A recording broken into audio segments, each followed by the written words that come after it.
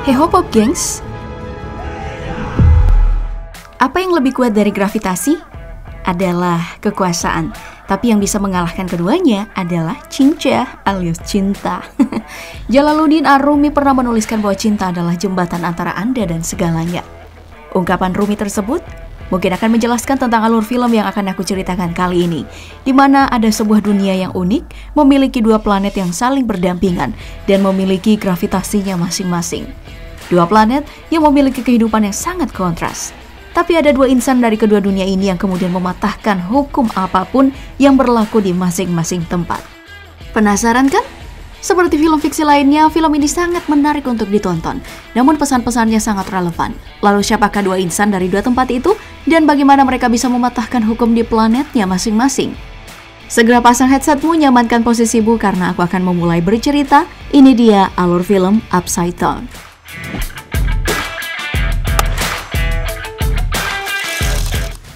Dua planet atau dunia di film ini benar-benar sangat unik. Semua objek tunduk di bawah hukum gravitasi masing-masing planetnya. Jadi lumayan mustahil dua objek dari dua dunia ini bersatu. Karena jika ketemu, objek yang ditarik oleh masing-masing gravitasinya planet tersebut seperti sedang tolak-menolak. Dunia atas disebut dengan uptop, yang kehidupannya itu sangat makmur dan terang benderang jika dilihat dari dunia bawah. Dan dunia bawah disebut dengan down below, kusam dan tidak begitu makmur. Kontak antara kedua dunia ini sangat terlarang kecuali di satu bangunan pencakar langit berbentuk pipa raksasa milik perusahaan minyak dari dunia atas yang bernama Transworld. Bangunan yang menghubungkan kedua dunia ini menyedot minyak bumi murah dari dunia bawah. Minyak bumi yang digunakan oleh kedua dunia tapi dijual sangat mahal ketika dibawa ke dunia bawah. Nah, kita ke dunia bawah dulu nih, yang begitu kumuh dan gelap. Dihuni salah satunya oleh seorang anak laki-laki bernama Adam yang kehilangan keluarganya akibat ledakan kilang minyak Transworld. Ia pun hidup di panti asuhan dan saat libur Adam akan mengunjungi Bibi Becky, satu-satunya keluarga yang tersisa. Bibi Becky yang ia kagumi itu menyimpan rahasia keluarga, sebuah rahasia yang selalu berhasil membuatnya terpukau setiap berkunjung, yakni pancake yang bisa terbang.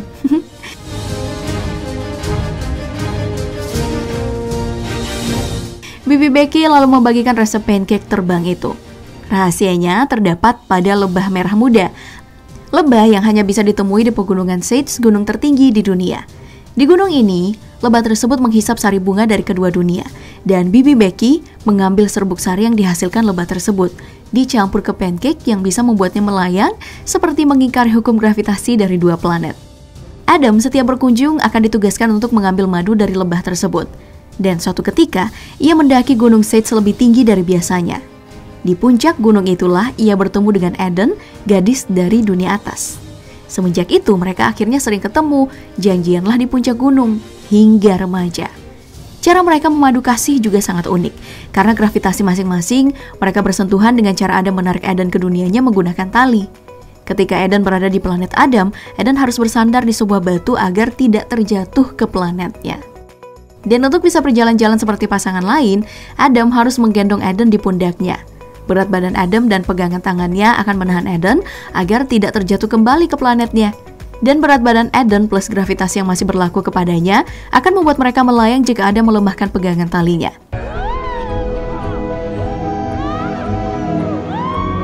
Menarik kan?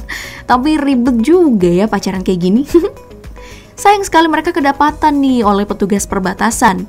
Eden terjatuh sebelum sempat kembali dengan selamat di planetnya dan Adam kena tembak. Karena kejadian tersebut, Bibi Becky diamankan oleh petugas. 10 tahun berlalu setelah itu dan Adam pun menghabiskan waktu menciptakan krim kecantikan dari serbuk sari lebah muda. Sebenarnya sih bukan krim kecantikan ya, hanya memanfaatkan keajaiban serbuk sari tersebut yang bisa membuat objek ketarik ke atas atau melayang seperti pancake Bibi Becky. Dan ia dibantu oleh seorang bapak tua yang telah menganggap Adam sebagai anaknya sendiri, namanya adalah Albert, dan seorang pemuda bernama Pablo. Tapi formulanya gak kunjung berhasil karena tak didukung peralatan dan modal yang cukup. Lalu suatu saat, TV menyiarkan siaran dari Transworld, dan perempuan yang diprogram tersebut adalah Eden, diperkenalkan sebagai pekerja di Transworld. Adam yang mengira selama ini Eden meninggal akhirnya kegirangan. Ia akhirnya tidak menyanyiakan lowongan kerja yang dibuka Transworld. Ia diterima dengan mudah karena proposal yang ia ajukan mengenai krim kecantikan dari serbuk sari tersebut membuat pemimpin perusahaan jadi terkesima. Meski Albert gak seneng, ia berpikir ia bisa membantu Adam tanpa perlu menjual diri di perusahaan. Produk yang ia hasilkan akan dihak patenkan oleh perusahaan atas, dan itu merugikan Adam. Belum lagi perusahaan tersebut adalah pembunuh ayah dan ibunya yang menghisap kekayaan dari dunia bawah dan menjualnya kembali ke mereka dengan harga yang sangat mahal. Bagi Albert, Adam seperti menyerahkan diri dan kekayaannya kepada Transworld. Bagi Adam, ia hanya ingin memanfaatkan Transworld untuk menyukseskan bubuk merah muda yang selama ini ia kerjakan. Transworld and Aunt Becky's pink powder just to... Dan ya, Albert yang akhirnya luluh dan bersedia untuk membantu Adam. Di tempat berbeda, Eden ternyata melupakan semua kejadian tersebut. Ia mengalami amnesia setelah kejadian waktu itu. Wah, makin seru nih. Lebih seru lagi setelah Adam mulai bekerja di Transworld, dua dunia berhadap-hadapan langsung atas bawah. Pekerja dari atas dan bawah saling bercerita sambil menengadah. Adam akhirnya memiliki teman dari dunia atas, pria pecinta perangko bernama Bob.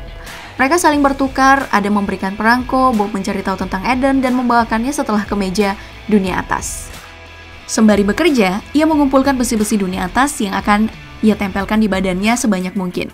Makin banyak agar makin berat dan gaya gravitasi dari dunia atas akan menarik badan Adam ke dunia atas, membuatnya bisa berjalan-jalan di planet tetangganya tersebut. Dalam pandangan orang-orang dunia atas ia sedang berjalan. Dalam logikanya berarti ia sedang melayang. Ia lalu menemui Eden yang ternyata telah lupa padanya. Adam yang menggunakan nama Bob berusaha mengingatkan Eden terhadap seorang anak dari dunia bawah bernama Adam. Anak yatim piatu yang bernasib tragis. Tapi Eden tetap gak ingat, ia malah tertawa kecil melihat tingkah Adam yang menurutnya aneh.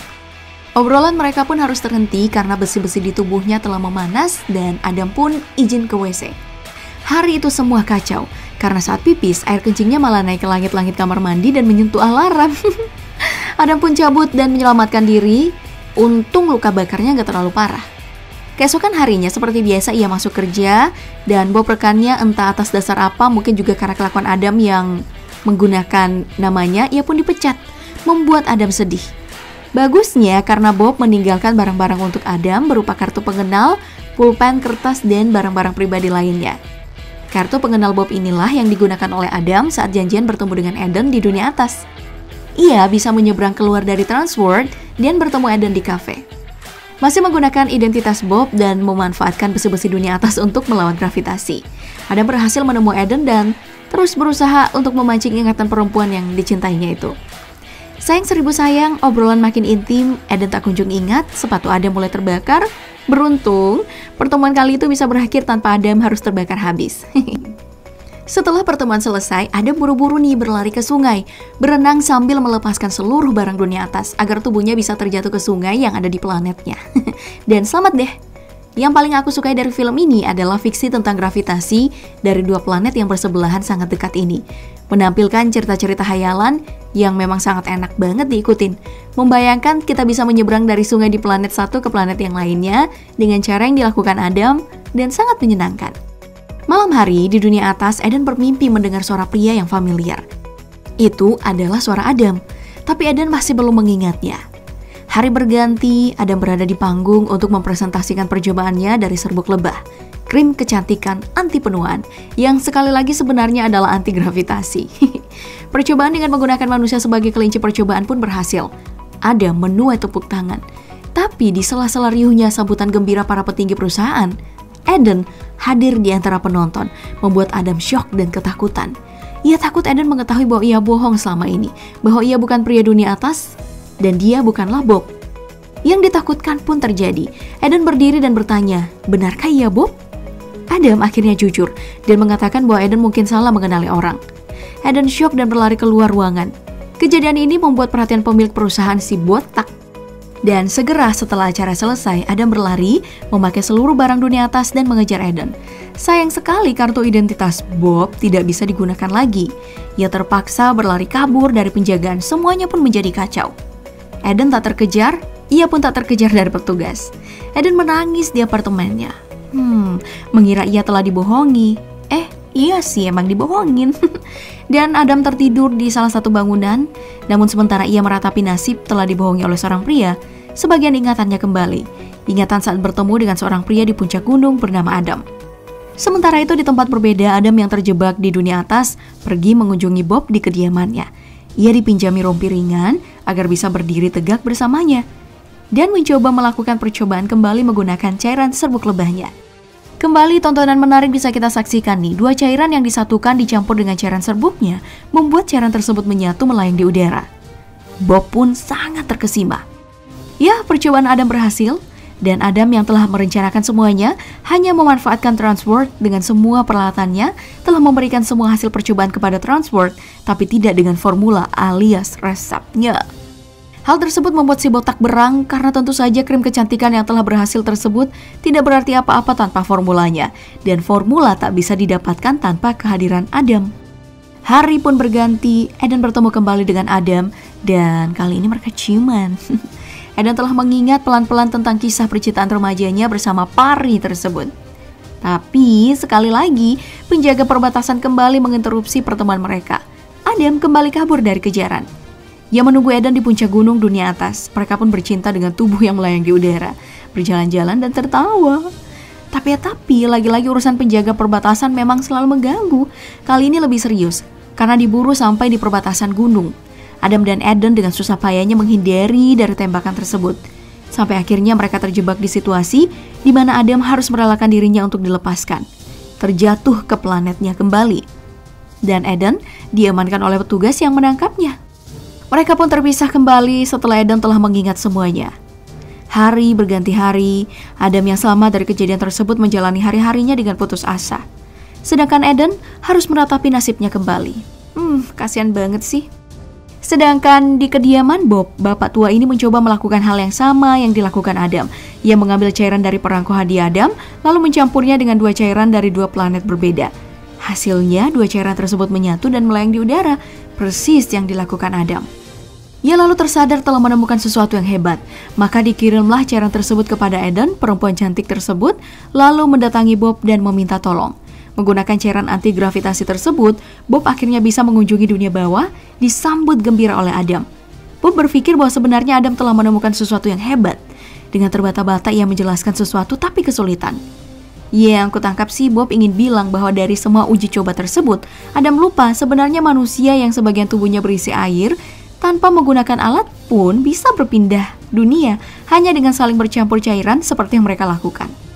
Adam sih fokus pada kertas kiriman Eden. Mereka janjian bertemu di suatu gedung dan ya mereka bertemu.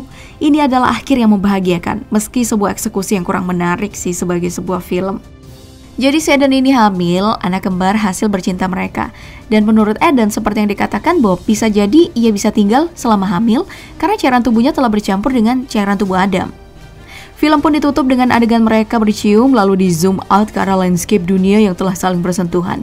Bangunan-bangunan yang tinggi saling menjulang berhadapan dan orang-orangnya pun saling berinteraksi berdekatan. Ending yang menurutku belum memuaskan. Bisa jadi penggambaran terakhir itu adalah bayangan masa depan ya, di mana Adam Eden berhasil membuat perubahan. Anak mereka adalah cikal bakal pertemuan dunia dengan lebih harmonis. Atau bisa jadi formula yang Adam ciptakan, yang hak patennya dipegang oleh Bob, ia dan rekan-rekannya telah mengubah kondisi dunia kehidupan tersebut. Hayo, gimana nih menurut kamu? Film fantasi yang menarik bukan? Oh ya, perhatikan deh cara sutradaranya memilih nama. Adam sendiri adalah nama dari perjanjian lama yang juga ada di Al-Quran, manusia pertama yang diturunkan ke bumi. Sedangkan Eden adalah kata Persia yang sama artinya dengan Nirwana atau Firdaus. Keduanya seperti mewakili manusia bumi dan dewi dari kayangan ya. Dan perhatikan saat Adam dan Eden berada di puncak gunung masing-masing ketika mereka digambarkan saling bersentuhan. Seperti lukisan populer dari Michelangelo, lukisan yang bertajuk Creation of Adam, di mana di lukisan ditampilkan anak manusia yakni Adam hampir bersentuhan jari dengan sosok Tuhan. Lukisan ini kurang lebih dimaknai bahwa Tuhan dapat diakses oleh ciptaannya. Entah apa hubungannya, tapi dari pemilihan nama, simbol-simbol, penggambaran dua kehidupan yang berbeda, hingga pemberontakan Adam dan Eden, lalu kehamilan Eden sepertinya sama dengan kisah jatuhnya manusia dari Taman Firdaus yang dituliskan dalam kitab. Dilengkapi kisah cinta terlarang mereka yang hampir mirip dengan Hawa dan Adam. Ditakdirkan bersama tapi diusir terlebih dahulu dari surga setelah memakan buah kuldi. Aku hanya sedang cocok logi aja. Well, di luar dari itu semua, film yang rilis tahun 2012 ini layak kok jadi tontonan, sebuah kisah romantis fantasi yang visualnya tidak mengecewakan. Mungkin OST-nya aja yang kurang ya, hanya instrumen-instrumen tipis. Ya cocok sih untuk film ringan seperti ini. Gimana alur film kali ini, tidak begitu mengecewakan bukan? Komen ya.